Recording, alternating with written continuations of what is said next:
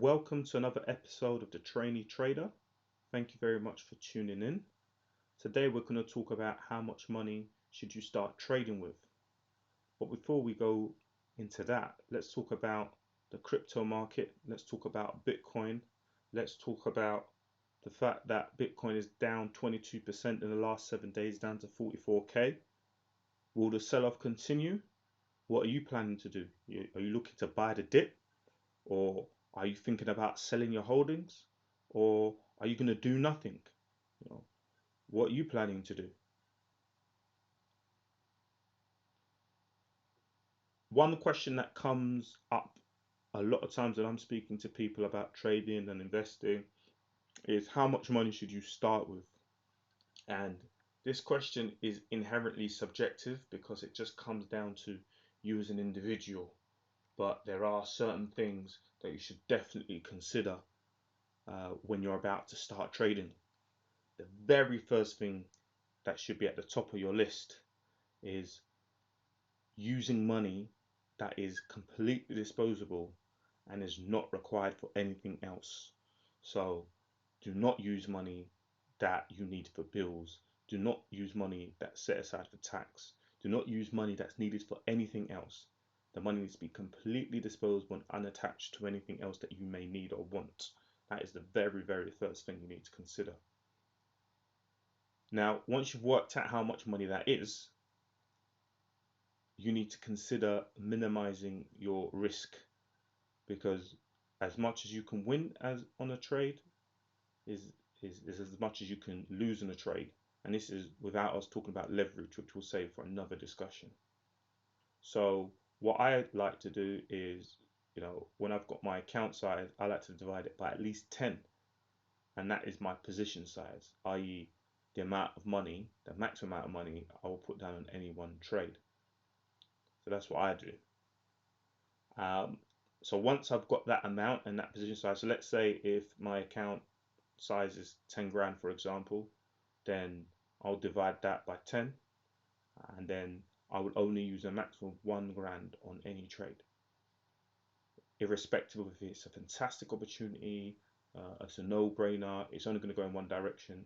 Irrespective of any external factors, it will only be that amount that I put down. Okay. Now, with that amount of money, so let's say in this example the position size is £1,000, I will still seek to limit my losses by using what's called a stop loss order. Okay. Now, essentially what that is an order that will automatically trigger if the price reaches a particular price point that I've already defined. So for example, if I've bought a share in Tesla, for example, and let's just say that that share is £750 or $750, for example, and I can set an order that says if the price drops to $500, automatically sell those shares at the market price. So that's basically what a stop loss order is. So it means that you can predefine how much money you're willing to lose. Now, there are two flavors of stop orders. There is a stop loss order, which is what I just described, where it triggers a market order. So you are not setting the price it triggers at. You just want to get out quickly at the best market price available at that time. The issue with a market order is that that price could be wildly variable to what the current price is. So depending on your tolerance for risk, you may want to consider if you ever want to do a market order. In my scenarios, I like to consider using market orders for stop losses just because it's quick execution, because I like to trade on shorter time frames. But you can also do a stop limit order, which is if a price hits a particular point or drops a particular point, for example, let's say it drops to $500, sell my shares for $499 as a limit. So essentially what that's saying is, if the price drops to $500, sell my shares for no less than $499. Now the benefits of that is that you're limiting how much those shares go for. The risk associated with limiting it is you might not get your order triggered. So because there might not be anyone who wants to buy what you're selling for 499, and the price might drop to 250, and you're still there with your shares because you only wanted to sell it for 499, but no one wanted to buy it for 499. Now it's 250, and now you've made a bigger loss than what you wanted to, much bigger loss because you didn't want to let the shares go for a particular price. So some people say, oh, okay, yeah, that's no problem. I'll just wait for my shares to climb back up. Can you guarantee that? Can anyone guarantee it's going to get back up? Who knows?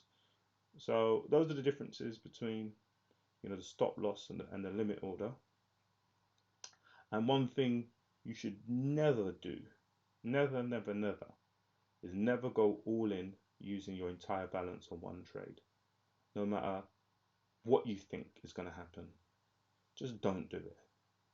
Because if you're the lucky person who does it the first time and you win big,